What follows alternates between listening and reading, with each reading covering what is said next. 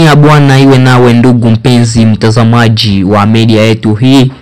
Tuna matumaini kwamba uko salama salamini, lakini pia hacha niseme asante kwa kuchagua Ubembe Television kama television yako pendwa ya kukupasha habari. Mimi naitwa Idi Elisha nikikutangazia kupitia Ubembe Television.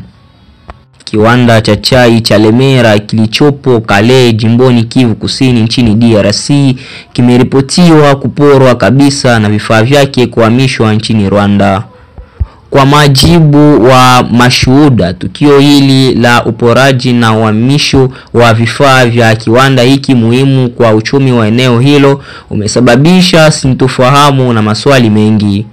Vyanzo mbalimbali na mashuhuda kutoka eneo la Kale wanadai kuwa katika kipindi kisichojulikana wazi vifaa vyote vya uzalishaji wa chai katika kiwanda cha Lemera viliondolewa.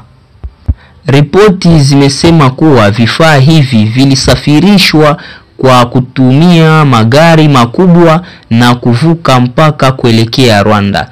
Kiwanda hicho ambacho kilikuwa tegemeo kubwa kwa wakulima wa chai katika eneo hilo na kutoa ajira kwa mamia ya watu kimeachwa tupu na kuharibiwa. Uporaji huu wa kiwanda cha Lemera una athari kubwa kwa jamii ya Kale na jimbo la Kivu Kusini kwa jumla. Kwanza, upotevu wa ajira ni jambo la wazi sana. Kiwanda kilitoa ajira nyingi kwa wakazi wa eneo hilo na kufungwa kwake kuna maanisha kuwa mamia ya watu wamepoteza vyanzo vyao vya mapato. Pili, athari kubwa kwa wakulima wa chai ni jambo kubwa. Walikuwa wakitegemea kiwanda hicho kama soko la mazao yao na sasa hawana pa kupeleka mazao yao, yani majani ya chai, jambo linaloweza sababisha hasara kubwa. Pia kiwanda hicho kilichangia mapato makubwa kwa serikali za mitaa na kuchochea shughuli nyingine za kiuchumi. Tukio hilo limeibua maswali mengi kuhusu jinsi uporaji huo ulivyoweza kutokea bila kizuizi chochote. Kuna wito mkubwa kutoka kwa wakazi wa eneo hilo, viongozi wa kiraia na wanaharakati wa haki za kibinadamu kwa serikali ya DRC kufanya uchunguzi wa kina na kubaini ukweli wa mambo, kuwabaini waliohusika na kufikisha kwenye vyanzo vya sheria.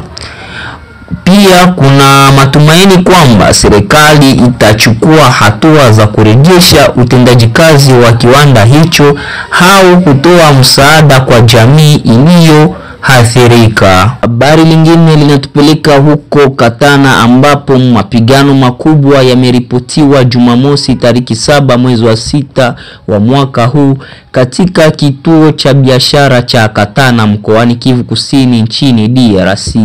Mapambano hayo yalizuka kati ya kundi la waasi wa M23 na hawa wanamgambo wanaojulikana kama Wazalendo.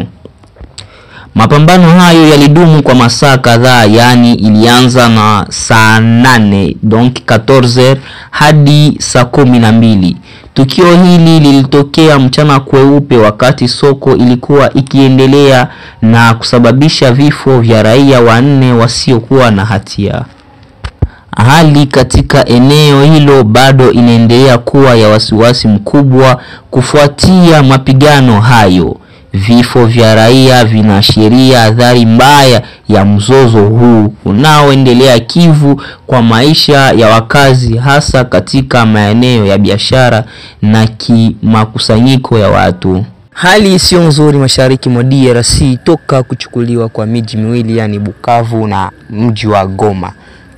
Watu hawana amani, yani ni tukio baada ya ingine tukio. Kila upande kuna mashida na majaribu na matokeo mbalimbali. Basi tunasema asante mpenzi mtazamaji kwa kuendelea kufuatilia Ubembe Television. Basi kama ni mara ya kwanza hakikisha una subscribe hapo ili uendelee kupata habari zetu mpya, yani tukiposti unapata habari zetu. Pia usikose comment na kushare ili wengine waendelee kutusikiliza na kutufuatilia na kupata habari za kweli na kamili. Chao, nawapenda sana. Basi tukutane kwenye habari lifuatalo.